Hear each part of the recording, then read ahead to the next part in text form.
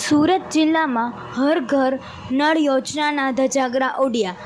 ઓલપાડના કુડિસદ ગામે યોજનાના ધજાગરા ઉડતા દેખાયા. કુડિસદ ગામે મન્ના એજન્સીમાં ઉડ્યા ધજાગરા. ક્યાંક પાઇપલાઇન તૂટેલી તો ક્યાંક નળ જ નથી નાખ્યા. રોજ હજારો લીટર પાણી વહી રહ્યું છે રોડ પર. વગર ચોમાસે રોડ પર કાદુ કીચડ છવાયો. વારંવાર ફરિયાદ છતાં પંચાયત દ્વારા આંખ આડા કાન કરવામાં આવી રહ્યા છે. એક તરફ પીવા માટે પાણી લોકો વલખા મારી રહ્યા છે તો બીજી તરફ પંચાયતની ગંભીર બેદરકારી સામે આવી.